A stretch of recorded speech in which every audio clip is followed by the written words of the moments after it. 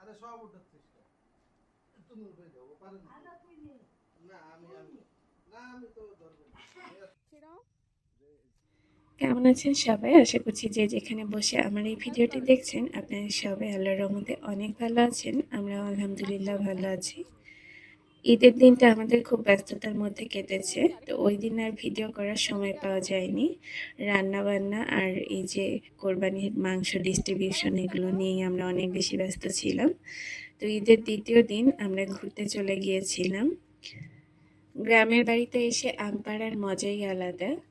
তো আজকে ঈশানের দাদার গ্রামের বাড়িতে আমরা সবাই মিলে চলে এসেছিলাম। তো আসার পথে বাচ্চারা তো অনেক খুশি, অনেকদিন পরে ওরা গ্রামে যাচ্ছে। মাঝে মধ্যে ওদেরকে নিয়ে যাওয়া হয়, তবে এবারে বেশ কিছুদিন পরে যাচ্ছি। তো ঈশানীশরা বসেছিল ওদের ফুপুর সঙ্গে, আর সামনে ওদের বাবা, আর পেছনে ওর দাদি আর আমি বসেছিলাম। আমাদের ওখান থেকে খুব বেশি দূর না, 5 কিলোর মতো হবে।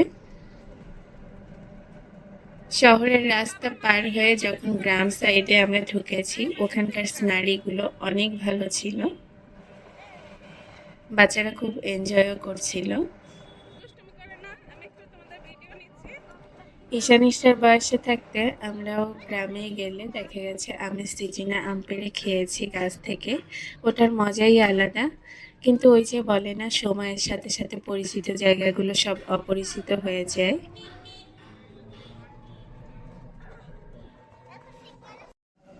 তো এখানে ঈশানের দাদিকে আমি বলছিলাম যে আম্মু এদিকে একটু তাকান, আমরাও একটু ভিডিও করে নেই ওদের মতো। আর উনি অনেক ফ্রি মাইন্ডেড। আমার এই ব্লগ চ্যানেলে দেখবেন ওনারও বেশ কিছু ভিডিও আছে, উনিও বেশ পছন্দ করে।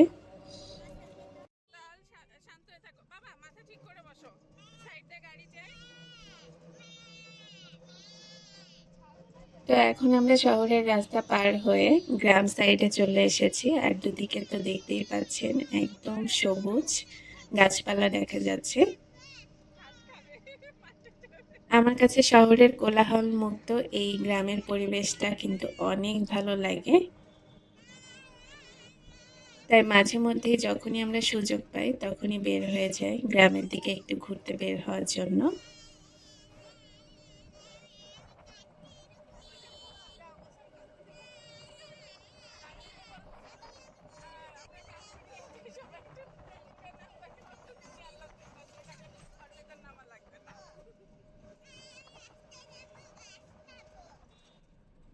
আমরা চলে এসেছি, আর বাড়িতে আসার পরই হচ্ছে ঈশানের বাবা আম পাড়া শুরু করে দিয়েছে।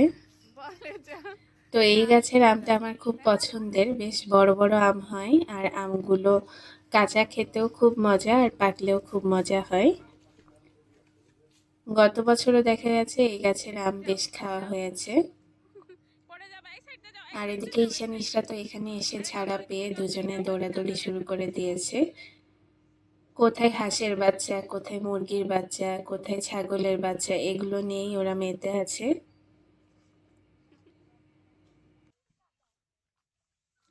ঈশান বাবু তো মাঝে মধ্যে ওর বাবার সঙ্গে আসে। কয়েকদিন আগে ওর বাবার সঙ্গে এসে ঘুরে গিয়েছে। তো বাসায় যেয়ে আমাকে গ্রামের খুব গল্প করেছে, গ্রামে ওর খুব ভালো লেগেছে। আর ওদিকে ইসরামণিও আসার জন্য খুব বিরক্ত করছিল, তো এজন্যই হচ্ছে ঈদের পরদিন আসা। গ্রামের যারা আত্মীয় স্বজন আছে কিংবা প্রতিবেশী আছে তাদের জন্যই হচ্ছে ওই দিন আমরা আসার সময় কোরবানির মাংস নিয়ে এসেছিলাম। এর আগের দিন অনেক রাত হয়ে গিয়েছিল, তো এজন্যই হচ্ছে অত রাতে ঈশানের বাবাকে আর পাঠানো হয়নি।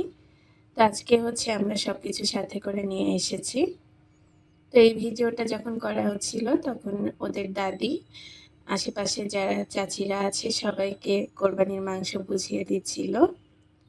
আর এদিকে আমরা হচ্ছে এই যে আম পাড়া নিয়ে ব্যস্ত, গাছ থেকে একদম পাকা পাকা আম পেড়ে খাচ্ছিলাম।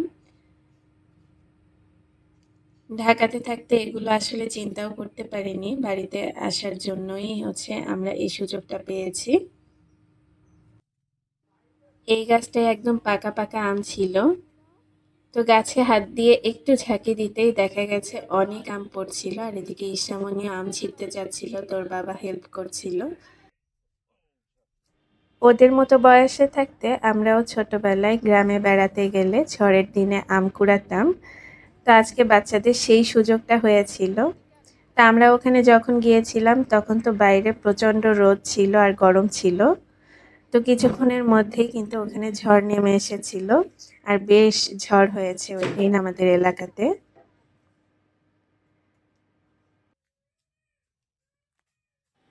এর আগের দিন ঈশানের বাবা যে আমগুলো বাসায় নিয়ে এসেছিল, তো ওই আমগুলো একটু টক ছিল। তা আমি তোর সঙ্গে খুব দুষ্টুমি করছিলাম যে তোমাদের গাছের আম একটু টক, খেতে ভালো লাগলো না। তো ও হচ্ছে আজকে আসার পর থেকে যে যে গাছের আম খেতে মিষ্টি সেই আমগুলোই আমাকে একদম গাছ পাকা অবস্থায় সেগুলো পেড়ে দিচ্ছিল। তা আমি সব তুলে নিয়ে নিয়ে এক জায়গায় রাখছিলাম। আর এদিকে আমরা কিছুক্ষণ আম কুড়াতে কুড়াতে বাইরে প্রচণ্ড ঝড় বাতাস শুরু হয়েছে। ঝড়ে যে আমগুলো পড়েছিল সেই আমগুলো কুড়িয়ে এনে আমরা বাড়ির এই যে সিঁড়ির উপরে সব জড়ো করছিলাম। এর মধ্যে গ্রামের বেশ কিছু বাচ্চারাও বের হয়ে গেছে আম কুড়াবার জন্য। তো ঈশা ওদের সঙ্গে আম কুড়াচ্ছিল আর খুব মজা পাচ্ছিল।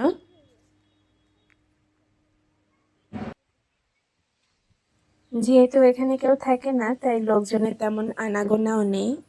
শুধুমাত্র আমরা যখন যখন আসি তখন আশেপাশে লোকজন দেখা যায়। আর এদিকে ঈশামণি তো ওর ফুপুর সঙ্গে এদিক দিয়ে ঘুরে বেড়াচ্ছিল।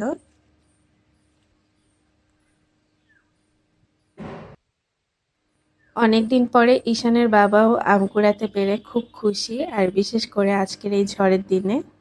তো এদিক দিয়ে গ্রামের কিছু বাচ্চারাও এসেছিল, ওরাও আম কুড়াচ্ছিল। আর এই সাইডটাতে বেশ বড় বড় কিছু আমের গাছও আছে।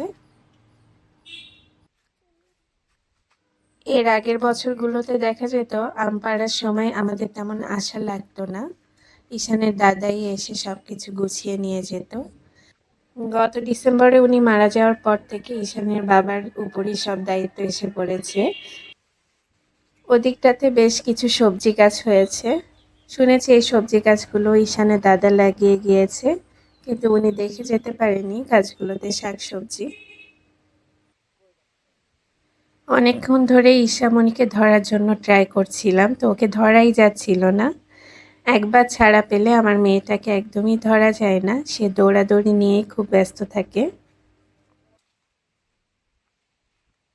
বাইরে মাঝে মধ্যে বিদ্যুৎ চমকাচ্ছিল আর মেঘে ডাক দিচ্ছিল, আর এই সিচুয়েশনগুলো ঈশা খুব ভয় পায়। তো এই জন্যই আমি ওদেরকে কাছে ডাকছিলাম, তবে আজকে এসে এখানে অনেক লোকজন দেখে ওদের কিন্তু সেই ভয়টা কেটে গেছে। আর গ্রামে এসে বুঝতে পারলাম এখানকার মানুষগুলোর ঈদ এখনো শেষ হয়নি, আজকে ঈদের পরের দিন। আর দলে দলে লোক দেখা যাচ্ছিল, এরা সবাই ঈদ করা নিয়েই খুব ব্যস্ত। দেখে খুব ভালো লাগছিল, কারণ আমাদের শহরের মানুষের দেখা যায় ঈদের আনন্দ একদিন কিংবা সর্বোচ্চ 2 দিনের মধ্যে শেষ হয়ে যায়। এরা কিন্তু বেশ কিছুদিন ধরে ঈদের আনন্দ উপভোগ করে থাকে, যেটা গ্রামে না আসলে দেখতে পেতাম না। এদিকটাতে এক চাচির বাড়ি ছিল, তো আমরা হচ্ছে ঝড়ের টাইমে চাচির বাড়িতে চলে গিয়েছিলাম, আর ওখানে খাওয়া দাওয়া করে তারপরে হচ্ছে আবারও আমরা আমাদের বাড়ির উদ্দেশ্যে রওনা দিয়েছি। ওই দিন আস্তে আস্তে বেশ রাত হয়ে গিয়েছিল, যেহেতু বাইরে বেশ ঝড় বৃষ্টি ছিল। তো বাসায় আসার পরে ঈশা ওর বাবার সঙ্গে আমগুলো সব আলাদা আলাদা করছিল, এক এক গাছের আম আলাদা করছিল, কারণ এক একটা এক এক সাইজের আম আর পাকতে বেশ দেরি হবে, এজন্যই হচ্ছে আলাদা করে রাখা। আজকের ভিডিওটা আপনাদের কাছে কেমন লেগেছে অবশ্যই কমেন্ট করে জানাবেন। আল্লাহ হাফেজ জানিয়ে এই পর্যন্তই শেষ করছি।